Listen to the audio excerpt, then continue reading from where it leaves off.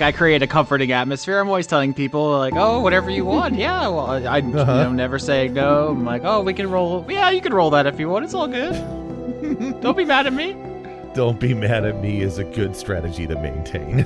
I'm doing my best. I'm trying to think of the maddest anyone's ever got at me. There's been a couple of times, but usually I cut it out because I feel like it would make our listeners uncomfortable and be like, Austin, this is fucking bullshit. You know that's sleight of hand. I'll kill your family.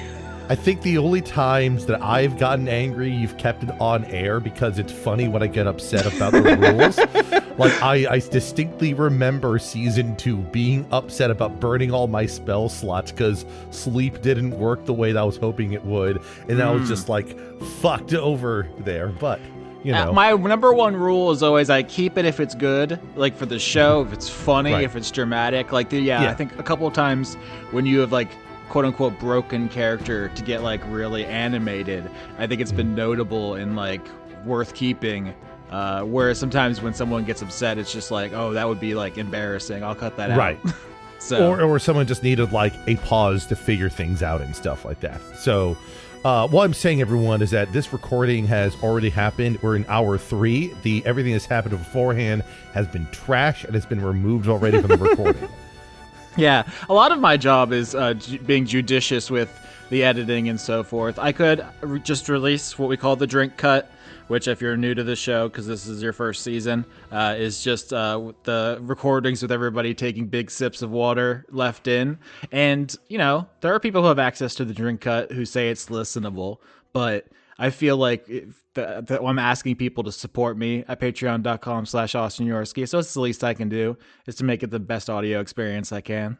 When you say people, you mean Dan, because Dan is like the type of sicko who is just ready to ingest anything that everyone else makes, even if it includes those sort of like little less than ideal recording things in there. So Dan is like the truest of troopers when it comes to wanting to hear what everyone is doing and build upon it. So that's why I'm jealous that you and everyone else that's over in the fear biome is going to be kind of toiling under his jurisdiction, whereas over here we'll be in a much more, I feel like, normal domain with you running and with Sarah, Dan, and myself as the players here in the courage biome.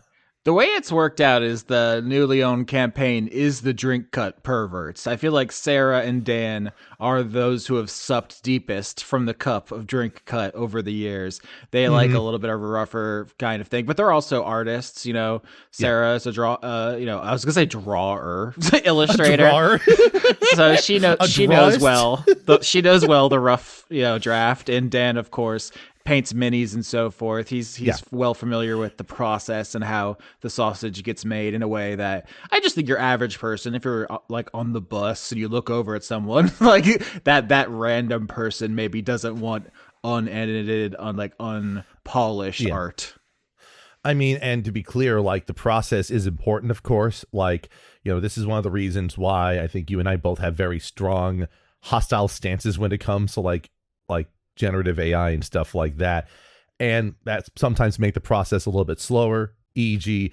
in my efforts to kind of hone in on a design for this particular character concept, which I'll say the germination of it started pretty much immediately after we talked about the concepts of fear and courage biomes in the wrap up for season 11, Mm-hmm. The season 11 is where it started. In fact, season 9. It was Arabella. That was when it started. Really?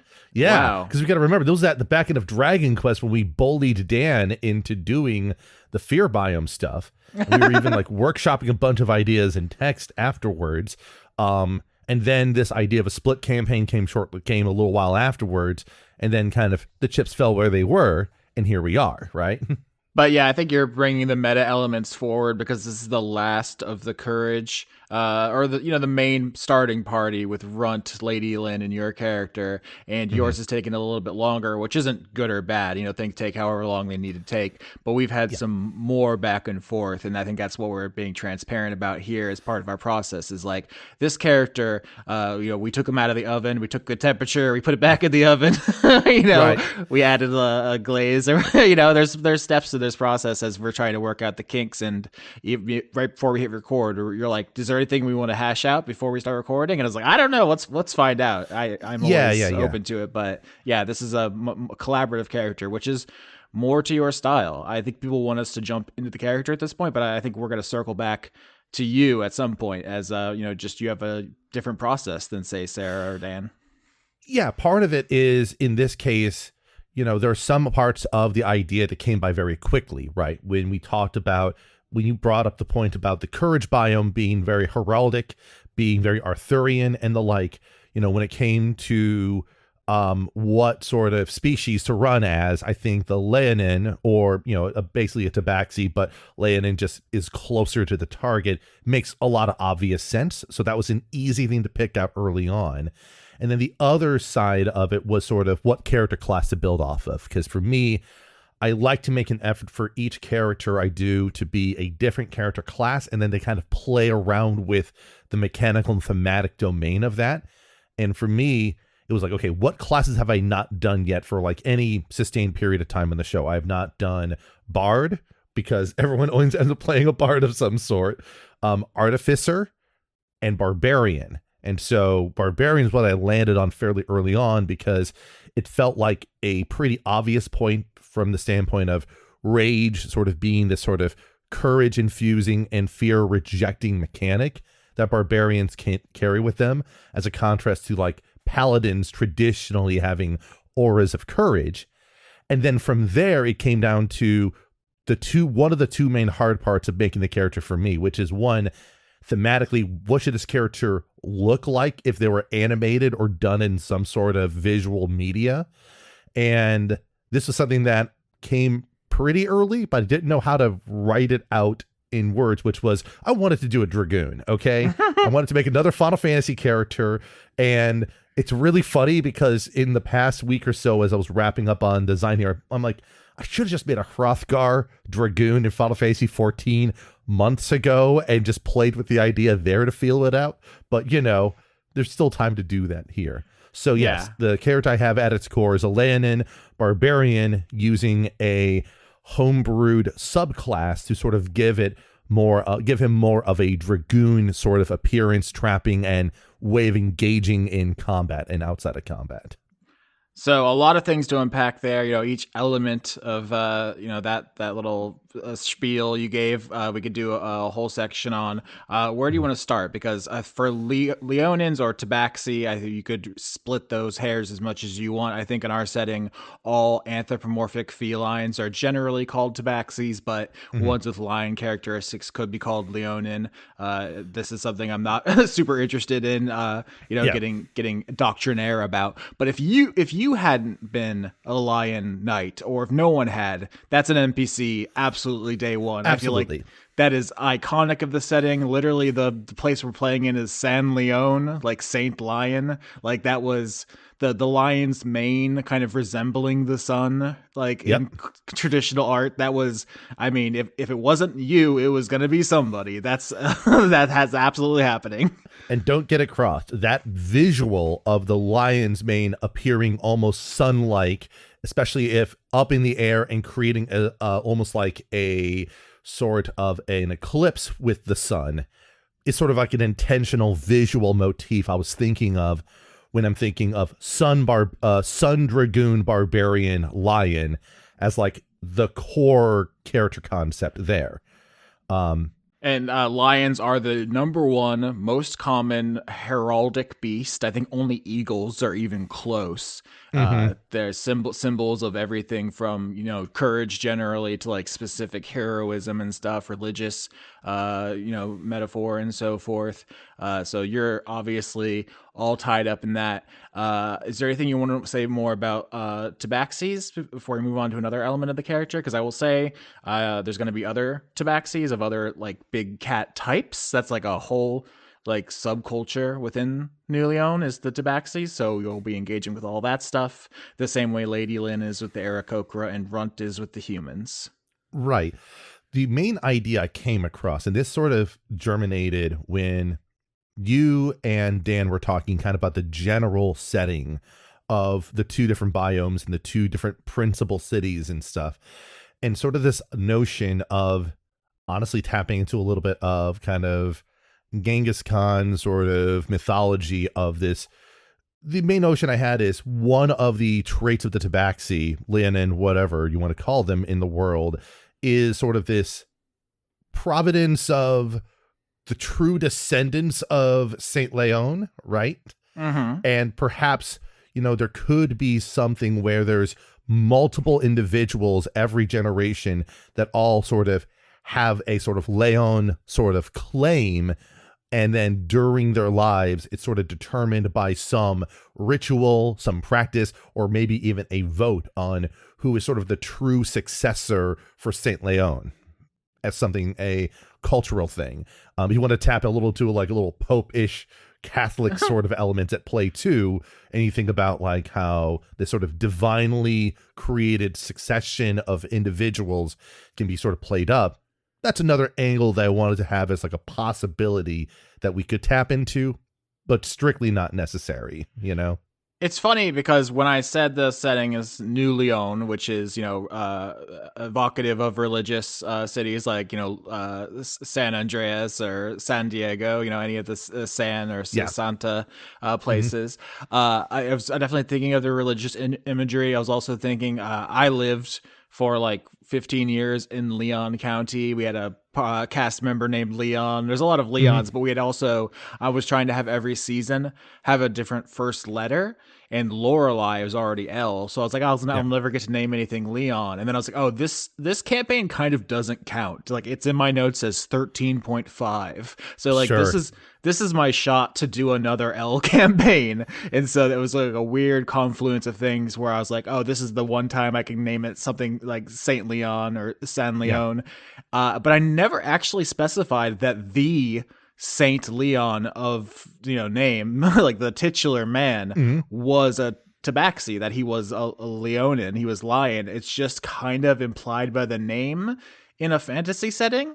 Like Sure. in the same way, like, if someone was like, I'm Richard Elfman, he's probably an elf, but he doesn't have to be. So when you said you wanted to play like possibly a descendant of that character, my first thought was like, oh, should we confirm that Saint Leon was a tabaxi, or is it more interesting to play in the ambiguity? Because this is like you kind of sprung this on me in a way where I hadn't even considered that was still going concern, and I think it quickly became one of the most interesting like open questions to me going into the campaign. Yeah, and to your point, right, you could play this with Saint Leon is like an actual tabaxi Leonin type, and then you can sort of have this secondary class system introduced culturally where like the tabaxi, they have a little bit of a thing they might have, they think status wise because they're of that. I don't think we necessarily want to play that angle. So I think you could have it either be that or just be more generic, like how the Pope's lineage is sort of decided at, or heck, even like the Dalai Lama's kind of idea is sort of this notion of the essence of Saint Leon imbues itself into a sort of a chosen individual that becomes revealed through some ritual or other thing that is not, like you said, palpable, not written religion, not from a book, but kind of more from a almost culturally vibe-based sort of conclusion that's being done related to this.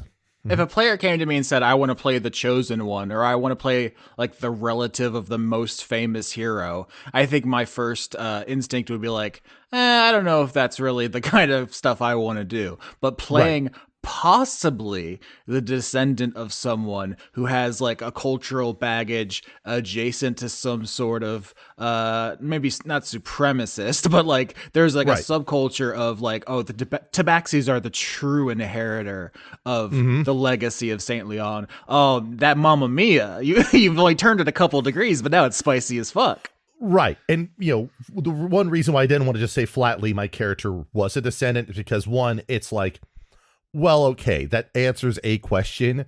But for me, I always like having character traits where I don't know things that the character also doesn't know, right? And so things can be revealed, and it's sort of a true surprise for me to negotiate as the character. Hence why I like throwing out the idea of that. And so one detail in the character name, which I can just reveal the name if you want me to right now, or we can keep it teasing around it. Yeah, I don't know. We've been cock teasing for 15 minutes for some reason. It's not a state secret. No. So the name actually kind of came up as well because I was trying to think of a way of merging two words together, Apollo and Leon. So I thought Apollyon. Oh shit, that is already used by something else. I see. Apollyon? Apollyon, yeah, exactly. And so like part of that, it sounds kind of okay, but I think that's a little bit too explicitly tied to specific, religious interpretations. However, keeping it separate, Syr Apollo Leon the 32nd. And the idea of the 32nd in there not being an indication of generational marking, but almost candidate number, right? The idea that the Leon and then the number extension is almost like, here's all these potential Leon descendants.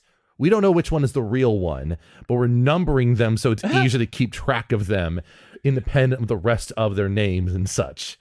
That was the mechanical idea in my head for that. We could always change up that part of the name, but Apollo is the most relevant part of the name that we'll be running with here, which also plays well with sun motifs, Absolutely. In the Dice Funk universe, in the Forgotten Realms tradition, the pantheons of all the polytheistic religions existed. You can open up your player's handbook and you see Zeus and Thor and all that. So Apollo, absolutely real and a thing that a sun worshiper would absolutely name their child. It's not weird or anything. But also, this is a world in which most species trace their origin to a specific creator deity. So it's like orcs were created by Grumpsh or whatever. I think, gnomes were created by if Garl Glittergold or whoever specifically in that edition is given that credit. So I feel like if tabaxi lore is like, oh, we can trace the Leonin type of tabaxi to a specific sun deity whose Saint Leon was. We also venerate Apollo. Apollo de Leon is a normal thing for someone to name their kid, and it's also tough. It's TUFF. Being named Apollo kicks ass. Yeah, and that's definitely a motif I wanted to play into with Apollo. Like, I like to think of Apollo and Lady Lynn as sort of being celebrities of different types, mostly because I picture Apollo as being part of a elite subdivision of the Helionites, this sort of type that acts as sort of a physical manifestation of the wrath of the rays of the sun upon the foes of the land. Whereas Lady Lynn embodies this sort of true internalized connection with the sun that no one else has accessed in the current generation or maybe in generations. And so it creates two different relationships with the sun that contrast with whatever the hell Runt's doing. I mean, this is the crux of what we've been talking about for weeks, right? We hashed out, okay, you're the Helionites, that's your order, but you, Apollo, are a specific other thing. What is that? What are the contours of that? I hope we get a tentative answer tonight, but I'm always prepared for, episode 3 for someone to realize something, to get a big comic light bulb over their head and we change gears. But the idea of you being a specific order within the Knights, or like a specific, there's a lot of different terminology for this sort of thing, but you have a lineage that puts you apart. And this is where we need to rewind/zoom out to the concept of the Dragoon. Yes. As a Final Fantasy historian, what is your understanding of the Dragoon? So if we want to go with like the full fat lineage of Dragoon, I believe their original depiction was in Final Fantasy II. For the Famicom, there was a depiction of characters in as early as that. And the idea of these were dragon riders that would fight alongside dragons and such. And then over the following installations, Dragoons became a little bit more formalized in terms of kind of their aesthetic, the type of attacks they do and such. For most people outside of Japan, their introduction to Dragoons started in Final Fantasy IV in the form of Kane Highwind, who is sort of like a durotagonist to Cecil. Oh shit, what's his last name? Fuck. Cecil in Harvey? Yes, you're right. Cecil Harvey in Final Fantasy I can't IV. believe I pulled that. And so Dragoons have been sort of this mixture of a few different concepts, but the main principal tropes of them is that their primary weapons are lances and spears. They wear armor that is sort of evocative of dragons. And then their primary special attack is jumping, where they will jump high in the air, usually have a delayed or turn where they're out of reach for stuff, and then do a diving attack on the subsequent turn for higher damage. And this, of course, has taken various forms over different, effectively generations of Final Fantasy. And in Final Fantasy XIV, obviously, there's a lot of stylization for Dragoons that are really fun in there. And another reason why I think Final Fantasy is a fun thing to tap on for the Dragoon idea is that in 14 specifically, the Dragoons are very heavily associated with Ishgard, which is the central point, which is the holy city of Ishgard, which is the focal point of the expansion Heavensward, where there's this basically multi-generational, multi-century fight between the people of Ishgard and dragons. And the main Dragoon character we follow along through 14 is Estinian Wormblood, which is a pretty cool-ass name. I played Final Fantasy XIV, not as anywhere near as much as you, but enough to know that character. I played a Dragoon, so this is my only lens into this game world is Dragoon focused. Mm-hmm. And for me, I've always liked the aesthetics of Dragoon. It's just sort of a really fascinating idea for like the style of the character, and depending on which version of Dragoon resonates most with a particular user, whether it's Kain, whether it is, technically Cid in Final Fantasy VII is kind of a Dragoon, right? Yeah. A little bit of one, Estinian or otherwise. Again, they're a very fun class, at least for me, to kind of play around conceptually. And while my one class I want to adapt into D&D, the Red Mage, is still kind of like, that would most likely make sense as a bard, I guess, at this point. When it came to think about what class would play well with Dragoon, Barbarian felt kind of like an obvious choice for me, in part because of the idea of rage being sort of like a mode of operation. There was sort of like this heightened athleticism at play. And then I came up with some ideas about how to take that, convert the dragon motif into sun motif, and then come up with some mechanics to sort of bring the whole thing together with the subclass I've made. So, in summary, you had a great love for Dragoons for Final Fantasy. We decided to translate that into D&D, and we're going to talk about the class that you've put together for this. Mm-hmm. But I want to bring in a digression here, because we just did a 70 or something episode season about dragons. Yes. It isn't finished at time of recording, but just a shitload of dragon content. Yes. So the word Dragoon has been rattling around in my head for a while. And here's my completely neurotic sidebar here, which is the word Dragoon is French for dragon. Yep. Soldiers being called dragoons goes back to early pistols, which were called dragons. You imagine if you're a French peasant in like 1600 or whatever, you've never used an indoor plumbing in your life, let alone seen a gun, and they're handing you these quote unquote dragons, the weird metal thing which shoots a projectile. You're like, Zoots allure, it's La Dragoon. I don't know what they sounded like, probably different. But that's where the idea of a soldier being called a dragoon is from. It's from using these dragon pistols. Yep. So that the reason in Final Fantasy it becomes like a guy who jumps with a spear and not gun based is because of Kane Highwind, whose armor looks like a dragon and who happens to fight by jumping, right? It's like the dragon in Dragoon is the armor and his like visual motifs. Correct. Yeah. And actually jump was an ability that was found in Final Fantasy III even before Kane was introduced. So my suspicion is that whoever in Square's sort of group that was designing it when Dragoons were introduced. I think the idea was you make a character that's sort of tied to these creatures that are flight bound. How do you sort of recreate that threat from above?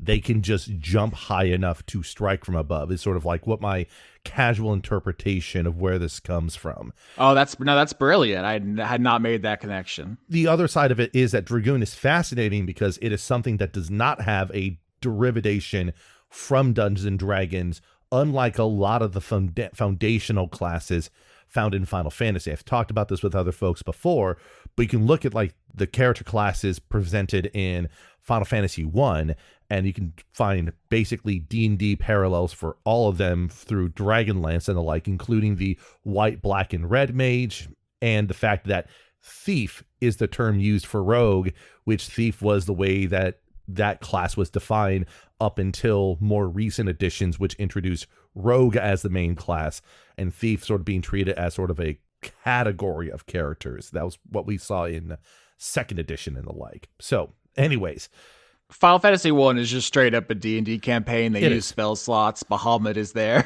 Like, and Tiamat's there too. Yeah, they're just doing the damn thing. But like, that's kind of cool. It's also fascinating because like I mentioned this elsewhere. That's where like the real lineage of D&D is kind of in Japan, at least from my perspective, is that, and then kind of its own evolution of that over time. So Dragoon is neat because it's one of those things that feels way more of like an original idea within the lexicon of Final Fantasy for classes and the like. So for me, when we look at like the fact that we're talking about a flight-born creature and a person jumping up to resemble diving down from there, it's trivial to replace the dragon with the sun and have the same sort of gimmick, right?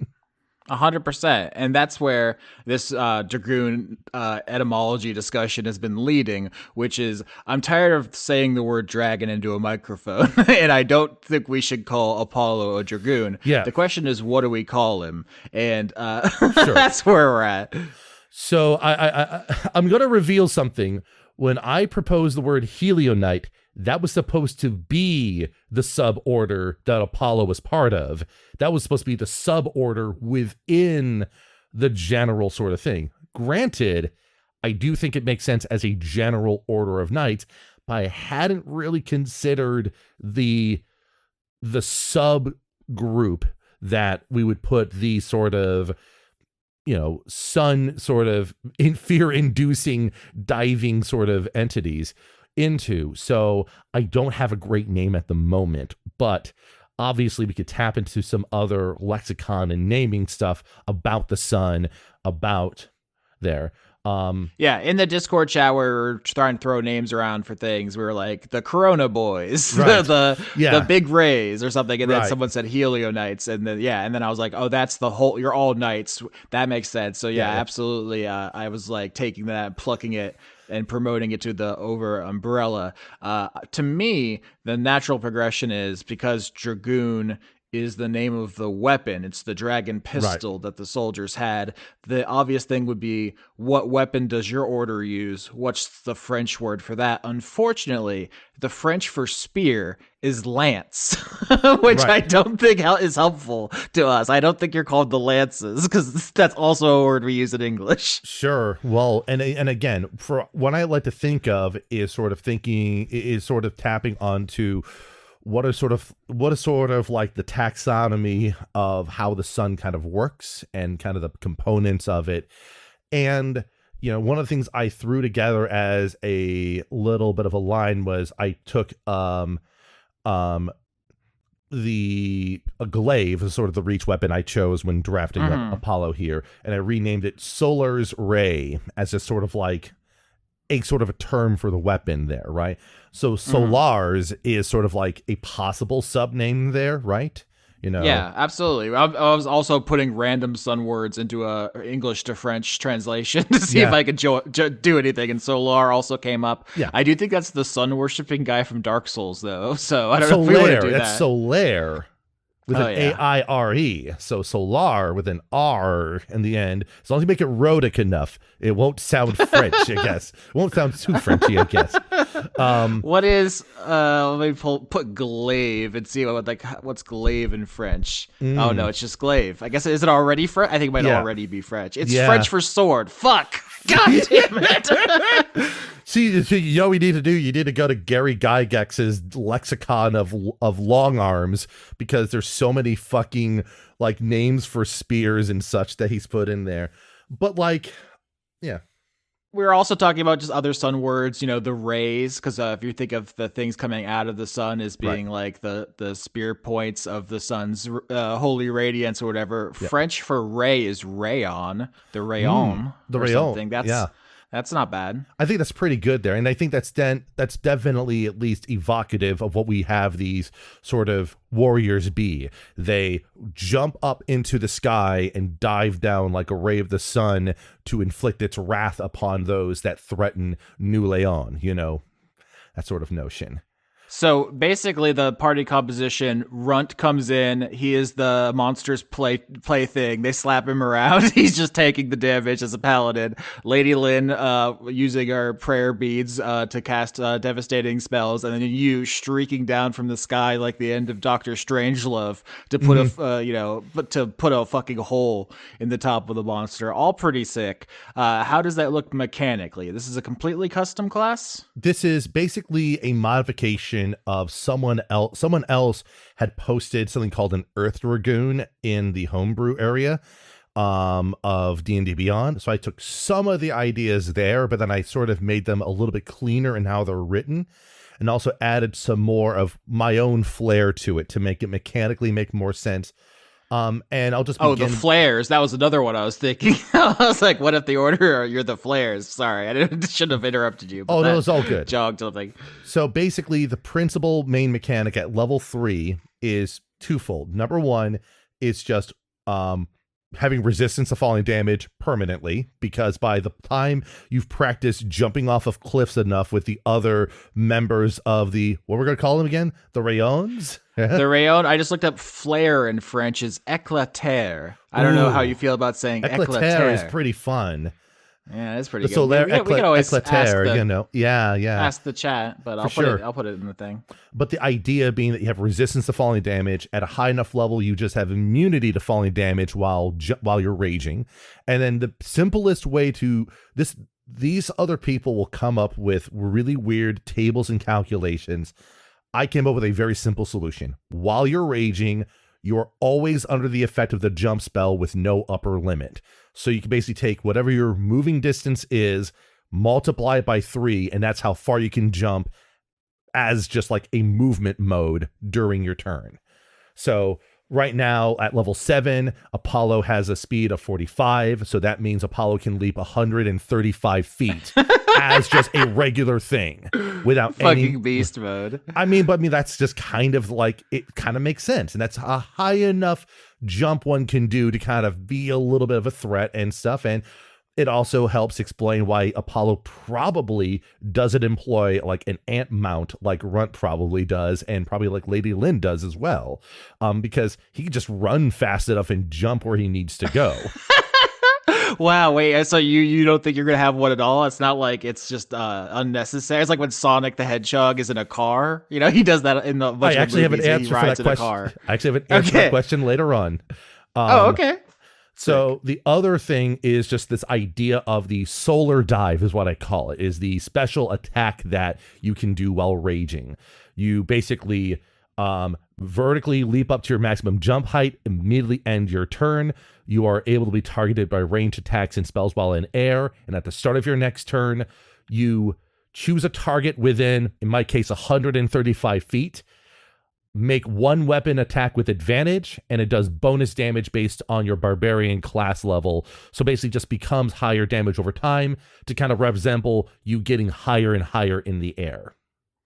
So Lady Lynn has the Eldritch Blast. That's a sniper rifle from, was it 200 feet away? You could jump Yep. 145 feet. Mhm. You and Lynn are fighting people with different area codes, while Yeah. Runt is on a big ant to try to catch up. And we're talking about fighting kaiju of like various sizes and the like, right? So it makes sense for an order to be able to jump up high enough to stab them in the eye.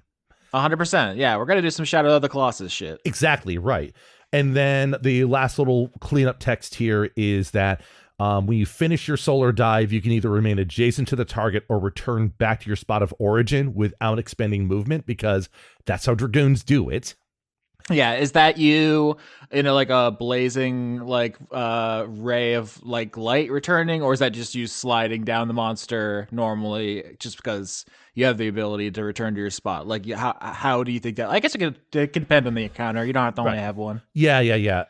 You're right on that front. It doesn't really matter too much because by level 6, I have something called Sun-Kissed Strikes, which is when my rage is active, I can make any weapon attack deal fire and or radiant damage, my choice. And when I do a solar dive, I can make my attack damage each creature within a 20-foot radius sphere. So basically it's like doing like a fireball type attack. In there. And the biggest, my brainstorm I had when designing all this was like, okay, I can't do this all the time. That'd be too boring and be too good. So there's got to be something that makes this mechanically work for me. And I had the idea from one, other subclasses of barbarian allowing you to spend unused rages to reactivate certain abilities. And then I had the other idea of like, well, wait, you're jumping really fucking high in the sky. You could either use a rage or give yourself a level of exhaustion to do the attack or to do these other things. Yeah, that could be interesting. I think the way it's going to be structured is going to be much more like one-shot based than the main campaigns I do, where it's like, this episode we hunt a big monster, next episode we hunt a different big monster.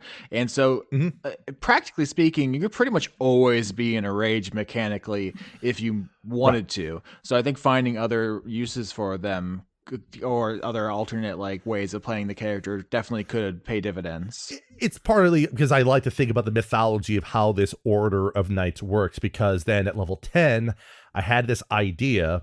Once that idea of exhaustion came into play, I called it sunbathed vitality.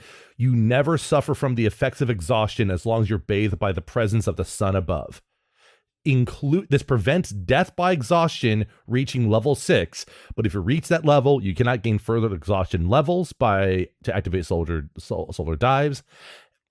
But if either the sun sets or you're within a structure that blocks all sunlight, or you're in a planar domain where the sun is not present, you immediately suffer whatever exhaustion level you're presently under.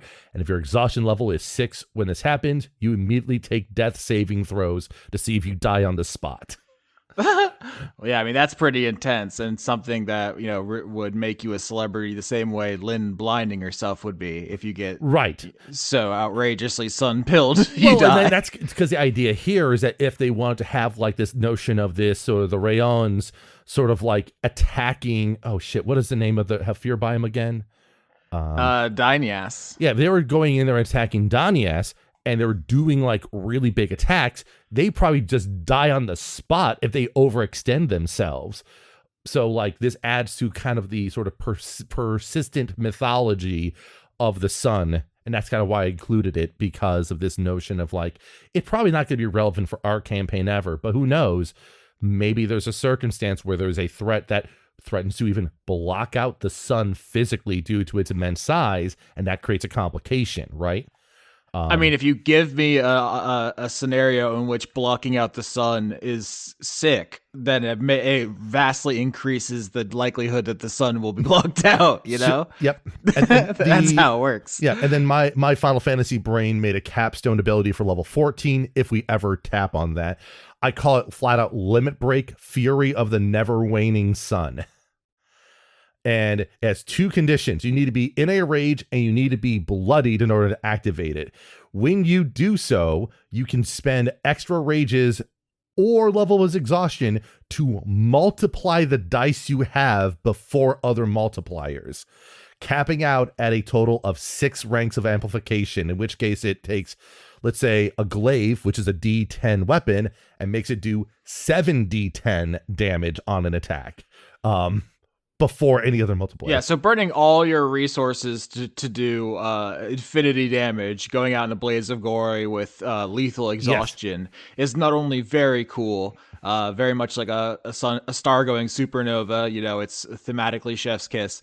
It does tie back into a story idea that I don't really see on your sheet, but we did talk about, which is that you were, if not the last of your order, one of the last. Like, it seems like these are people whose zeal burns them out spectacularly and literally. The idea, one of the earlier ideas was to sort of make a character that had sort of attitudes about the concept of courage, not necessarily from a stolen valor sort of standpoint, but this idea of like a veteran who has gone through so many hunts and otherwise and has lost so many of their brethren. Maybe they're viewed as someone who's both a celebrity and cursed at the same time. Maybe they literally are like wearing mail made up of like the dog tag equivalents of their brethren and stuff. There's a lot of little thematic elements in there, but this idea of the Rayons being sort of a high volatility order that is very prone to dying due to either overextension or otherwise felt appropriate because it kind of plays into the ideas of courage. And this is something that I wasn't entirely sure about, like, should they be the last of their kind or like one of the last of their kind? Maybe there has been, recruitment has been lagging for the past few generations because people see their kids dying off like this and the parents are like, I don't know if I want to enlist in the Rayon order, you know? And like, my storytelling instinct is that you're one of the last so that you can interact with another one. And that if the order is, I don't know if it's strictly limited to supposed ancestors of the original Saint Leon, or that's just the typical member of the order. It definitely feels like, yeah, if there's some sort of religious symbolism that they wouldn't carry crosses. You said dog tags. There could be something that you have a bunch of, right, that mark you out. And I think that visually that's very good and cool. I had this idea of almost like a mythological induction ceremony that would have been done in the old world where the sun would rise and set like normal. Mm-hmm. And the idea being that when a candidate is ready to be initiated into the order of the Rayons, at sunrise, they leave with the rest of the present members to go to the highest apex of the nearest mountain, cliff, or otherwise, and they have to jump off of it and dive to the ground before sunset happens, under the conceit that as long as the sun is in the air, you will not see death when you dive down to strike your foes, right? Yeah, that's like some Sparta training shit. Like a bunch of people die doing it probably. It's the kind of hazing ritual that makes like an insular, like Delta Force type of culture. Right.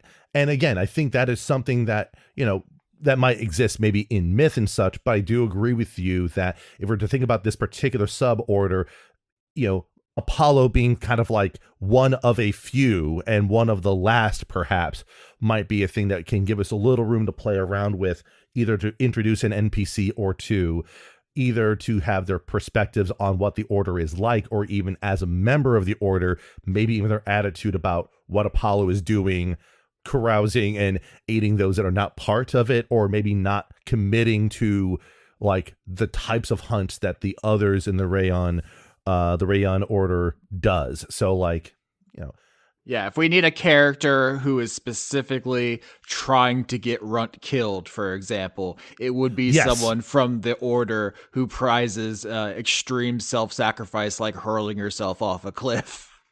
Absolutely. And we have someone who had that type of attitude with Lady Lin, but I think even Lady Lin wouldn't go so far as to be like, I'm going to kill this person, and if I fail, it means that they're worthy, right? My picture of Sarah in my mind is someone who's going to try to summon the courage to be mean and instead land in like supportive in a harsh way. So we'll see how it plays when the rubber hits the road, when the goose hits the microphone. Pretty much, yeah. I don't think you two are going to be like outwardly cruel to Runt. We'll leave that to someone, to an Yeah. NPC, and we'll see how endeared you become to him and come to his defense. But so one item that we can think about is like the keepsakes of the fallen Rayon, who maybe you have like, armor made of their dog tags or an equivalent. The other is your gift from the sun, Mm-hmm. which I assume is your spear. It's not 100% clear because I've been waiting to talk about this with you in front of a microphone, Mm-hmm. because Lady Lynn got her sun gift after her ecstatic religious experience blinding herself. Runt got his at the tournament where he embarrassed his friend. Mm-hmm. I think yours is passed down in the line of Leon. I like to differentiate you from the other characters. One of the things that makes you special Mm-hmm. is that you didn't get it directly from the sun. Right. Is where that's my starting point. Is like something that makes you special is you have to grapple with, do I deserve this? The sun didn't give it to me directly. Right. Yeah, and you kind of tapped on earlier, it could be a thing where Apollo is outwardly brave. Apollo will attack and do things without fear.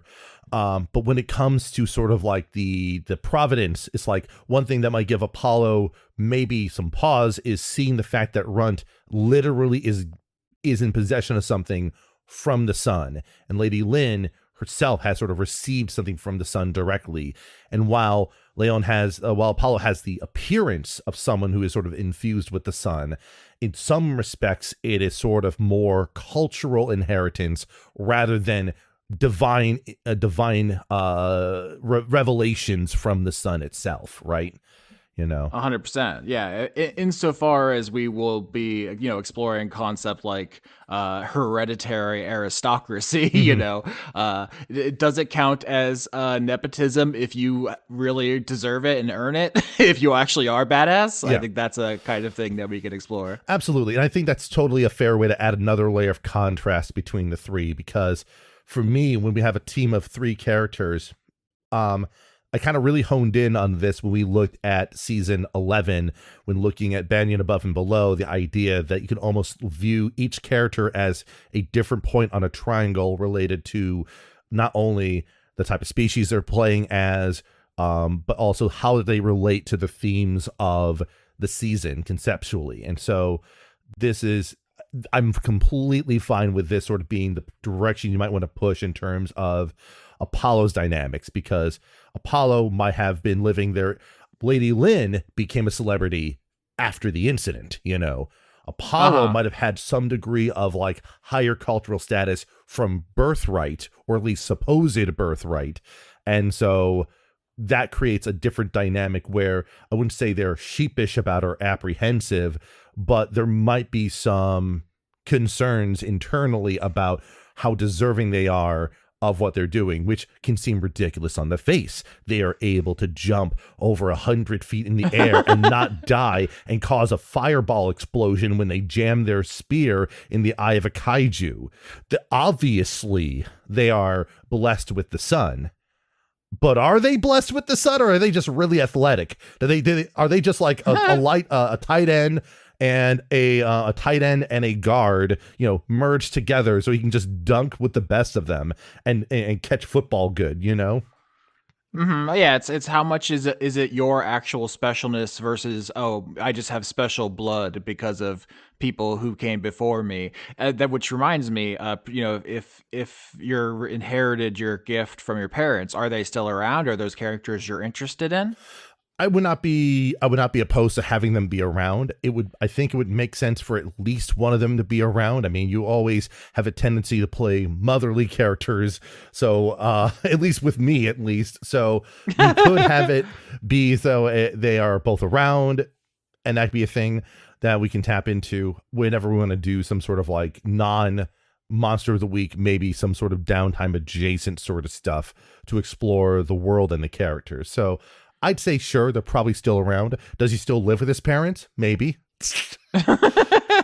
I mean, with the extreme like self-sacrificing nature of the order, I definitely think we could say that they're dead or something like that. But it also is an opportunity for storytelling there if we're interested in picking up the mantle. I will say I posted Rayon and Éclater Hmm. in our season 13 Yep. chat so I could remember them, and Dan did respond Raytheon, Hmm. which Dan is alluding to the fact that the arms manufacturer Raytheon, Hmm. his name comes from the French for the phrase "light from the gods," Uh-huh. which is, I mean, Hmm. Dan is very good He's at very good. podcast. He's very good at podcasts. Dan is. I like how you throw those two names, and it feels like Dan knew what you were trying to do. Yeah, And there's no context. There's no context.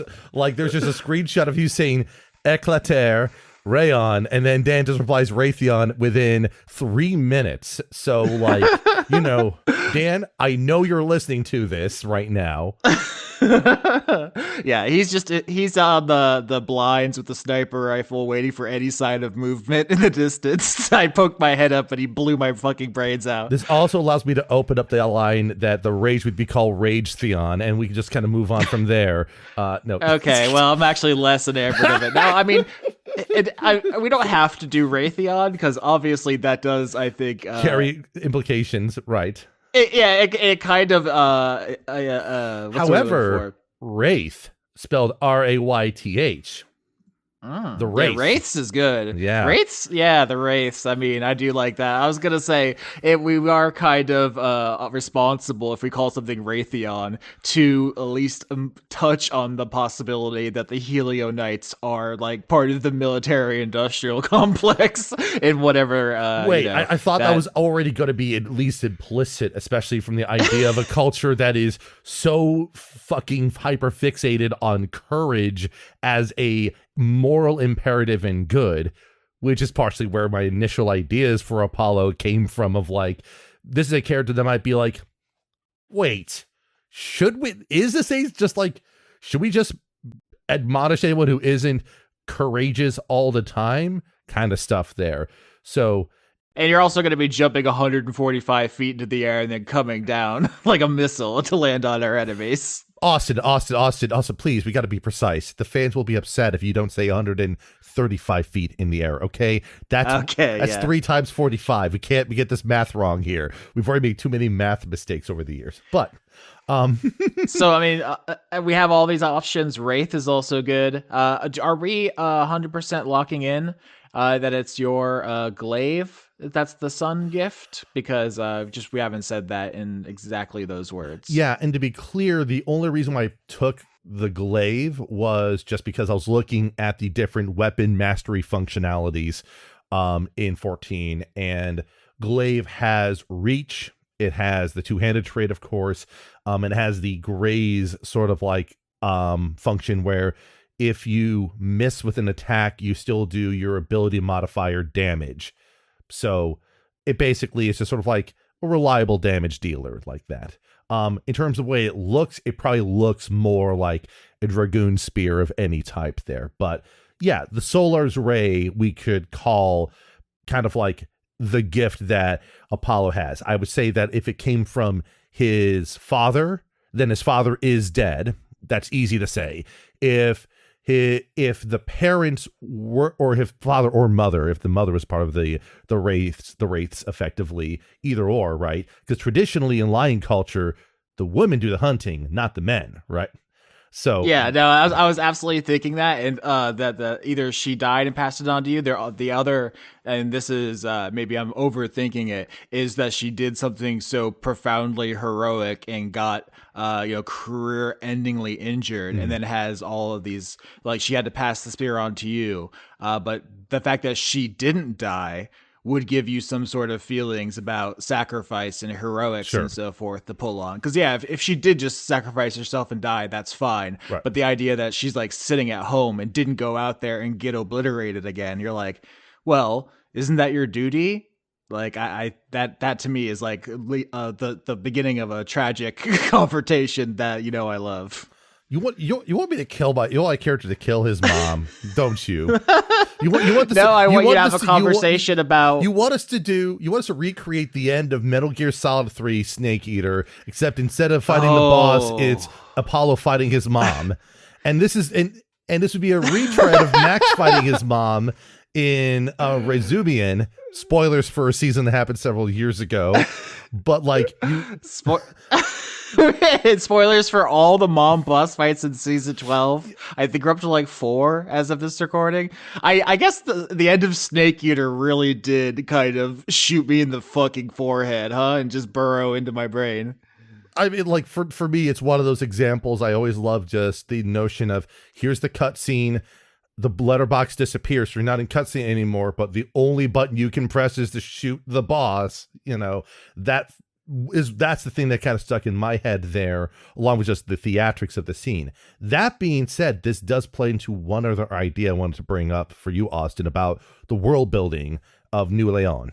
And the idea of like, well, think about, you know, our most historically accurate way of experiencing Arthurian legend, and that's going to medieval times and watching the jousting match while drinking Coke Zero.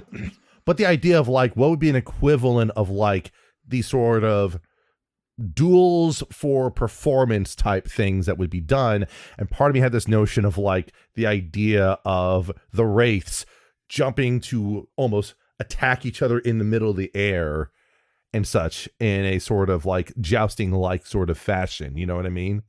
100%. Yeah. Runt already has the Zenith Festival in his backstory where he got the sword on that fateful day. Right. So they're absolutely, we need to come up with like sun themed events for when the next one rolls around, and there has to be some sort of, Éclater duels or however we finalize those terms. I feel like we made a lot of progress. I'm very happy. We haven't 100% locked down any of these things, but I feel like the correct answer has been said. It's out there. Yeah. And like I said, what I knew that once we kind of talked a little bit about the ideas here, like a lot of what I'm doing here should lock in pretty cleanly with what the other characters have going on, with what you might want to explore within the space. So I'm pretty excited with that. I also noticed that Dan noted one detail about my character when looking under the Bonds era of my backgrounds. I wrote that Apollo I wrote down the following line. Lady Lynn garners automatic respect for her connection to the sun, as well as anyone else that has been blessed by the sun, who also draws respect from Apollo by default, even if they seem to be unworthy of it. And Dan's like, is this targeted at someone? I'm like, I don't know. But the point is that I tend to view Apollo as appearing, very traditionally courageous, maybe a little cold seeming, but I would kind of describe him also being kind of gregarious outside of the hunt. You know what I mean? Like, he's not an asshole. But he probably, I think, due to that, might also draw ire from his mother or other members of the Order of Wraiths. Maybe for not staying in character all the time, you come back from the fight, but the fight never leaves you. You know what I mean? Kind of attitude.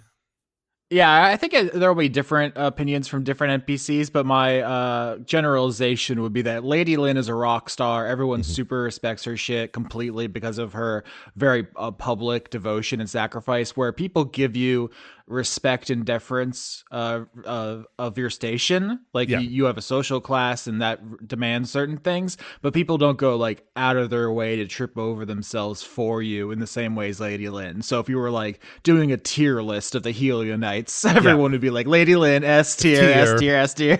You're like would be A tier, and Runt would be R tier for Runt. For Runt. Yeah. And like, I think that kind of plays in there. Like, it would almost be likely that Apollo's parent, that they inherited their gift from, might be more of a celebrity than they are, which, if you want to play that up, adds an added layer of cultural expectations being foisted upon him, right? But the fact that she didn't die maybe complicates her legacy. Right. It's like people have mixed feelings about that. It's like it'd be, I could imagine it being like, your mother was this close to having a perfect legacy, and then she failed to follow through with it. It's like, follow through with what? You know, she didn't die like the rest of them did. By the way, are you prepared to die? And so, like, why you keep making the conversation about this, you know? I'm only, 30, you know? I don't need to be thinking about death every single goddamn day. Every sunburned day, you know? Lady Lynn would do it, Apollo. Lady Lynn would do it. Lady would have been like, oh, damn it. Oh, that's everyone's always counter. But real quick question about your barbarian AC. I'm seeing 18. I also see you have a shield in your inventory. Can you run me through the math real quick on what's going on there? So, in short, the shield is only there in case I wanted him to use a one-handed spear, which would raise his AC up to 21 if he was using that.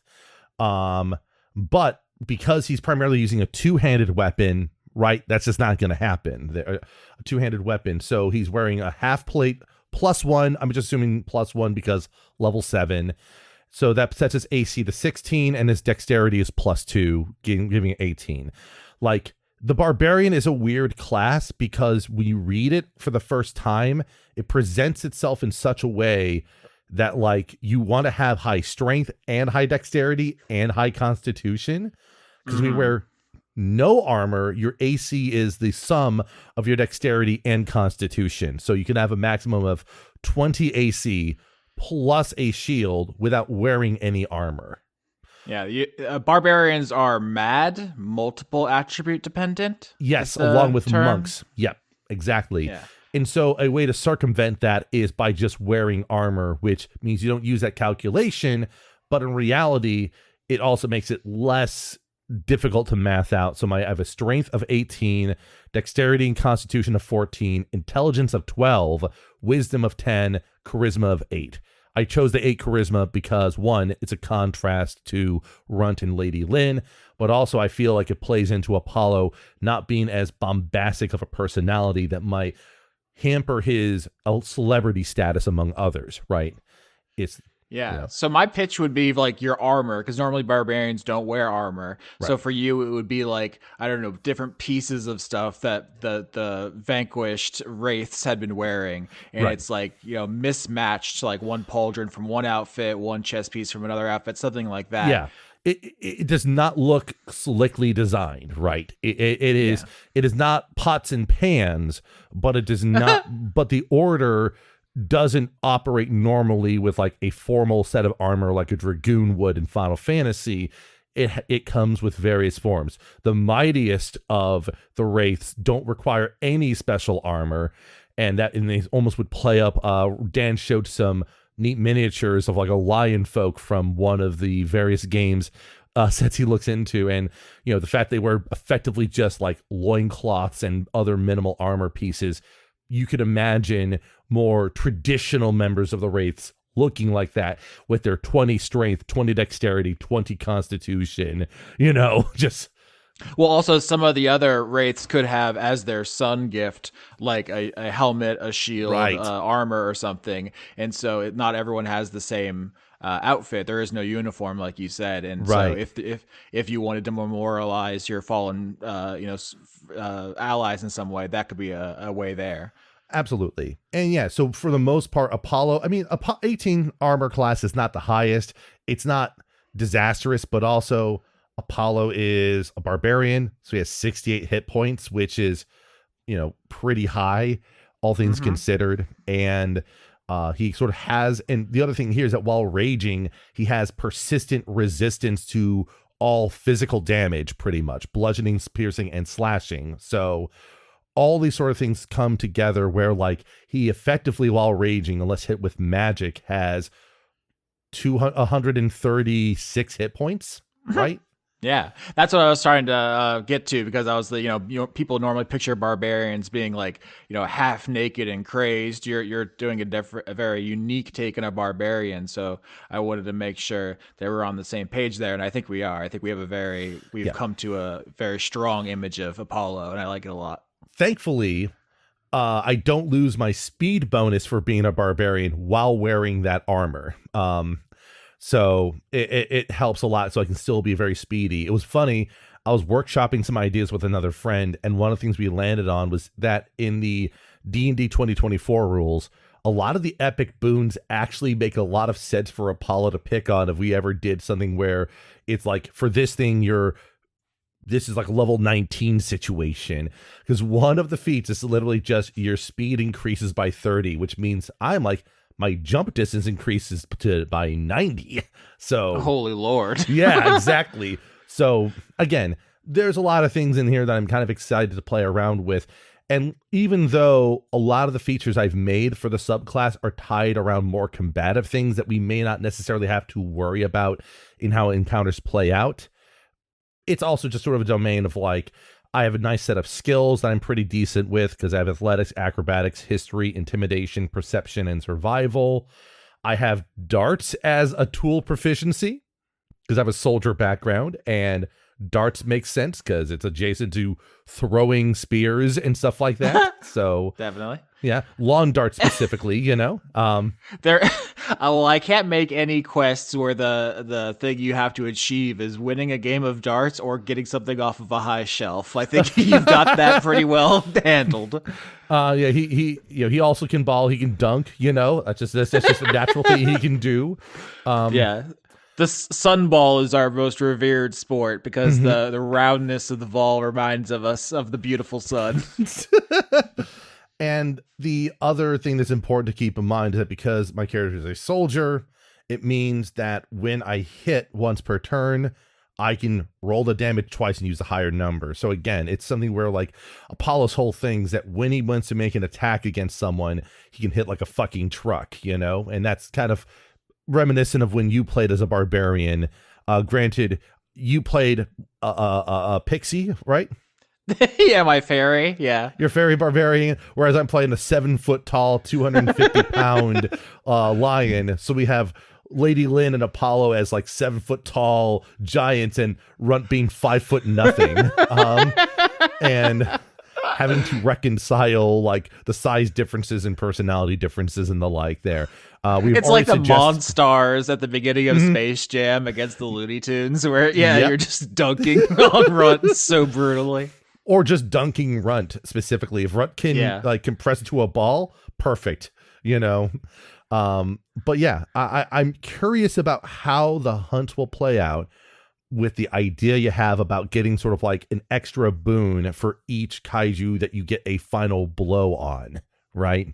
The current idea is whoever gets the final hit gets a +1 to their item. You have your glaive, Runt has his sword, and Lynn has her prayer beads, which are her spellcasting focus. But Runt also has a monster materials gathering proficiency. So I think there's also a world in which you're, turning people's hide into armor and shit, and we're doing more complex, interesting stuff. So I think that system is going to increase in dynamism as we go through the campaign.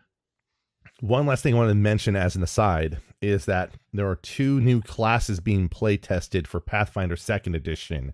The first of which is the Daredevil, which is mechanically not as powerful as some people want it to be, but thematically it's very fun because it's about like running headfirst into fights and doing risky maneuvers and shit. But the other one is the Slayer, and it's all about slaying monsters and then getting trinkets from them and then infusing your iconic tool with those trinkets to give it other properties like damage types, damage resistance, or the such. And it's pretty sick nasty, like thematically. It's also very incidental that the playtest came out while we were brainstorming this effectively monster hunting sort of sub campaign to go with season 13. Yeah, we're not going to have the timestamp to prove it because of the release order. Usually I can point to the published date on the episodes and be like, I did it first, but I think this time, unfortunately, we fell too far behind and they got us. We just have to just post screenshots of the Discord, Yeah. Say, look, it says Éclater, Rayon, Raytheon. Yeah, exactly. But yeah, I'm feeling pretty solid about what our basic sort of things we've come away with, right? Basically, as sort of a TL DL at the very end, right? we have a Syr Apollo Leon the 32nd. What does the 32nd mean? Don't know. It's fine. Just don't worry about it. Mind your own business. Mind your own business. More likely than not, the son of one, maybe two wraiths, which are a suborder of sun diving fiends that attack foes with a blaze of the sun. Possible descendant of Saint Leon? Question mark. One of many possible ones. And yeah, just one of a few, maybe one of the last of this particular order for some reason. We'll find out. By the end of the campaign, maybe there won't be any left, depending on how strong the monsters are. Maybe Runt gets inducted. Granted, that might involve Apollo just throwing Runt off a cliff and seeing if he survives the fall, you know? Yeah, the only way Runt becomes a Raytheon is he joins as a spear. He becomes a lance. Hey, Runt. Okay, Runt, do you have a bunch of like straps you can use to put yourself on my back? Okay, cool. Now hold your lance really, really hard. Close your eyes. And if this all works, you won't be dead. He's like a secondary booster on a rocket, you know? Uh-huh. Yeah. You jump off holding Runt, who's holding the lance, and then you throw him, and then he throws it. It's a precision targeting system. And then I have to somehow catch him on the way down by falling faster, which, by the way that my rules are written up, you kind of break gravity by diving faster than gravity should allow, because that's how dragoons attack. They fall so fast. It makes no sense, but hey, you know, it's fine. I like playing up the theatrics when I do stuff like this. You know what I mean? Right? Yeah. You do a wave dash, you turn into photons, and you can, that was like, what season was it? I think it was season 10, where Quinn kept wanting to do a dash move to get invincibility frames. Yeah. And it's very funny because thinking about season 10 with Max being very much like a star, being a Fox McCloud, like, gosh, like, wave dashing. It's like, can we do wave dashing as a mechanic? But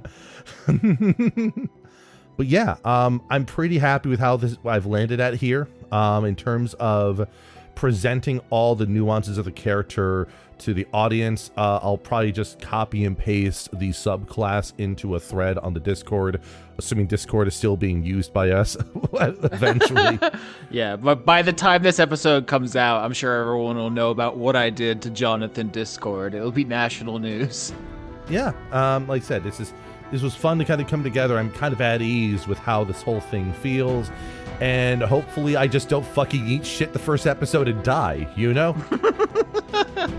I mean, I don't think so, but honestly, I think we can make it work because we're very good at podcasting. Thank you, Skitch. All right, thank you for having me, and thank you for your patience.